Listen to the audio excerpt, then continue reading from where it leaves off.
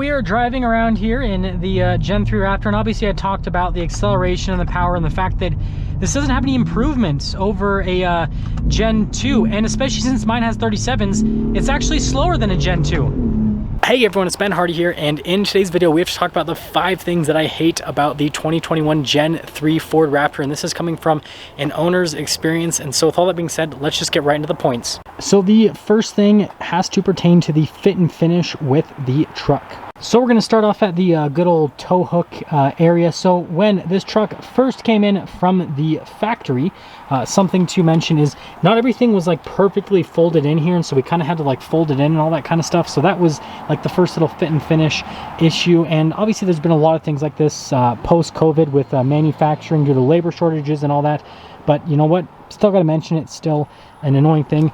The other thing is my truck from the factory had a bunch of like adhesive on the side of it. You guys remember I made a whole video about that, so that is another annoying thing with the truck. And then something that my truck doesn't really have an issue with, but I've heard a lot of people complain about, is like the fender flare fitment. Some people have said that there's like awkward gaps and all that kind of stuff, and you guys can kind of see, I don't know what that is, but oh, it's just a little feather. Anyways, I've just heard stuff like that. I'm going to keep it in the video because that's hilarious. Popping to the interior, most of it's really good, but there are a few key areas where I've noticed that things kind of fall apart. So like right here, you can see the stitching's kind of popping up. It's not a huge thing, but I mean, this is an $80,000 pickup truck. And then the other thing is I've seen a couple areas on the seats. So you can see kind of like right there. I think the passenger seat's actually a better tail, so we got to run around to the other side. And something to mention that the Raptor has over the T-Rex is the body lines here with the panel gaps and everything line up way better. The T-Rexes, I've noticed from the factory, they have pretty bad panel gaps, a lot of them. But anyways, you guys can see here with the stitching, most of it is pretty good on the seats, but there's a few areas like right here on the headrest where it's just kind of falling apart.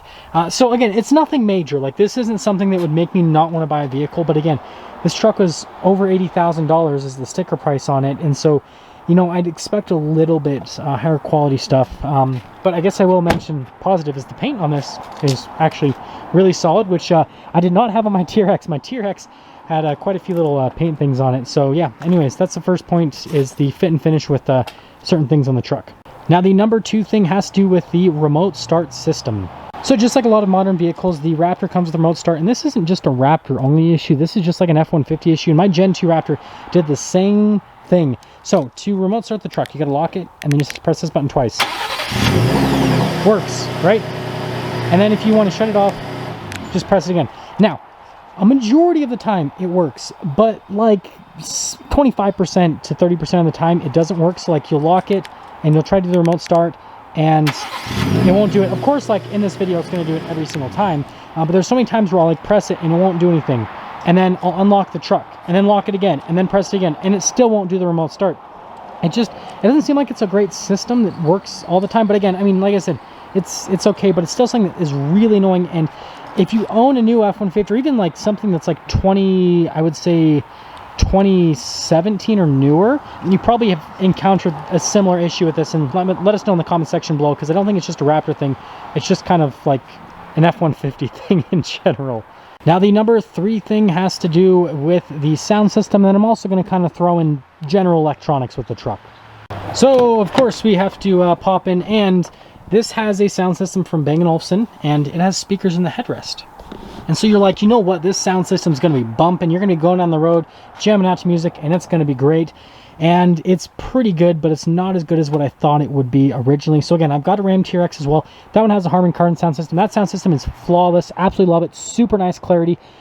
This sound system I thought was as good, but then there's certain songs that I've been listening to, and I've been noticing a lot of like static coming out of this little speaker here. And so I don't know if it's because something is wrong with the speaker, or if that's just kind of what the sound system does. Again, I don't know, but it's just something that's been happening. And then the other thing has to deal with how I've been, I guess, playing the music, which probably isn't the best way. I've been doing it through the wireless Apple CarPlay, which you guys know this truck comes with, and you know, it's pretty good, right? Pop on the truck. Of course I didn't press it all the way. It's a pretty good system. So you guys can see, starting up the truck, doesn't show anything, and then boom, instantly connects with the CarPlay Pretty seamless system right there. It's really easy to use, and obviously lets you play your music through it. So I don't know if it's just because I'm running music through the CarPlay that the music doesn't sound all that great. I just know that that's the thing. And again, sorry if there's static on the microphone. With these new F-150s, when I have the screens on and everything, it usually causes crazy static with the microphone and all that kind of stuff.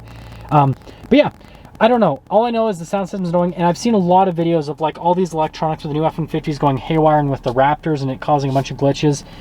So I guess reliability is a little bit of a concern with the truck initially. So that's why I kind of jumbled that all into one thing. But yeah, the sound system's, it's pretty good, but like I said, certain songs, I just get like these static noises, and obviously that's not a good experience. Now the number 4 thing has to do with the uniqueness of the truck, or the lack of uniqueness rather. So this is kind of a funny point, but I do have to bring it up in today's video, and again, it's the uniqueness. So the problem with this truck is it's a Gen 3 Raptor, 3 generations. And so at this point, there isn't a massive unique factor with the Raptor because there's 2 other generations out on the road. And especially with what they've done stylistically with this truck, a lot of people have told me that this looks so similar to a Gen 2 to them, because they're not car people, that they don't even notice it on the road. They just think, oh, it's just a Raptor, which, to be fair, Raptors still have a good amount of road presence. Like, a lot of people see a Raptor and like, that is a cool vehicle. But like, there's not a lot of people that are like, wow, this is the new Raptor. If you're a car person, you probably think that, like, if I saw one of these on the road, that's what I'd think. But if you're not a car person, you just see a black Raptor and you're like, oh, that's just a black Raptor. My neighbor has one of those. It's just like my neighbor's.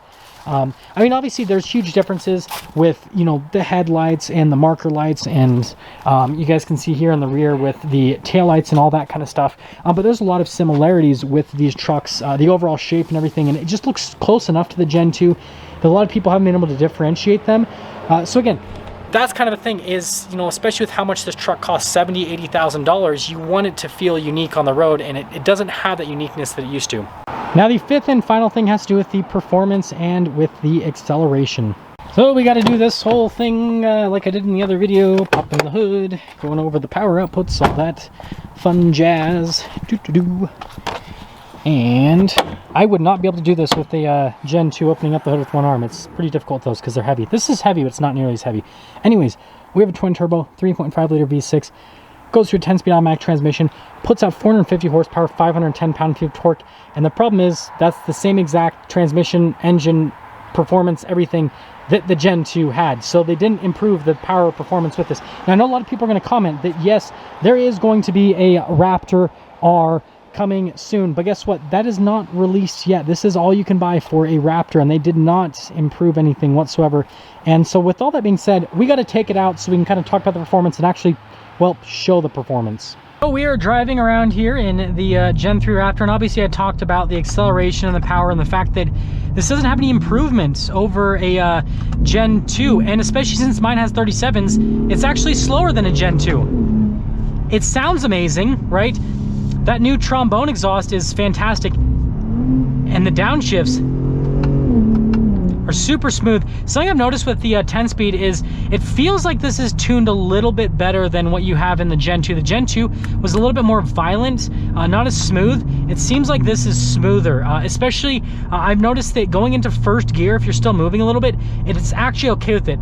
A lot of vehicles, like when you go into first gear, they're like, you know, they're like, nope, you shouldn't be doing that. You're an idiot. This, however, it actually lets you get into first gear. Like I'll show you guys up here. And don't worry, I don't do this all the time. I typically drive in automatic mode. I'm just saying, in certain like off-road circumstances, you might want to downshift into first gear to get some drifty action. And wait for it. There we go. It actually lets you do it. And it's smooth. It doesn't lurch or anything. So I think that's great. Obviously, this is supposed to be talking about the negative things, but I thought I'd mention that. Tires spun a little bit. Again, it's not horrible, but like especially compared to the Ram TRX, this thing just, it doesn't have the power. It does not have the power of the TRX.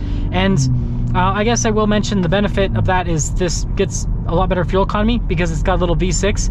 And so my range in the TRX is about 300 to 350 miles on a, you know, if I'm driving reasonably. This, however, I've been able to get over 500 miles of range consistently. It does have a bigger fuel tank, but yeah, I guess I'm trying to explain things as best I can to help you guys out. I hope you know that. And then the last point that I'll make is about the Raptor R. I know I'm gonna get tons of comments from Ford fanboys saying, who cares about the TRX? There's gonna be a Raptor R. That's gonna have a crazy acceleration. And I have mentioned this in the past, and I will mention this again. My beef with the Raptor R is the fact that, one, you can't get one right now. It does not exist right now. If you can go into a dealership and buy it, it exists. You cannot go into a dealership and buy a Ford Raptor R. It does not exist. So that's my first problem. My second problem is we're running out of time to have V8 high performance vehicles in general, especially trucks with V8s and superchargers. And so if Ford doesn't get the Raptor R out within like a year or two, then they're not going to be able to get it out at all because of all of the fuel economy regulations and everything. And then on top of that, it's going to have such a short production run. And so it's like the Raptor R might not come out in time for us to even experience it. And if we do get to experience it, we probably will only be able to experience it for one model year, and then it's going to be gone. So it's going to be super hard to get. It's not going to have the same availability as the TRX. And so like the Ford Raptor R is going to be great, and it's going to have the acceleration that this doesn't have, but I think Ford should have still stepped things up, because the amount of people that will actually be able to experience the Raptor R is this much. The amount of people that will be able to experience an EcoBoost Raptor like this is like, you know, a huge list.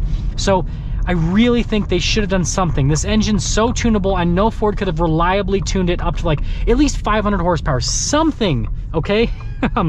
But that's all. Now that's gonna sum things up for a video on the 5 things that I hate about the all-new 2021 Ford F-150 Gen 3 Raptor, whatever you wanna call it.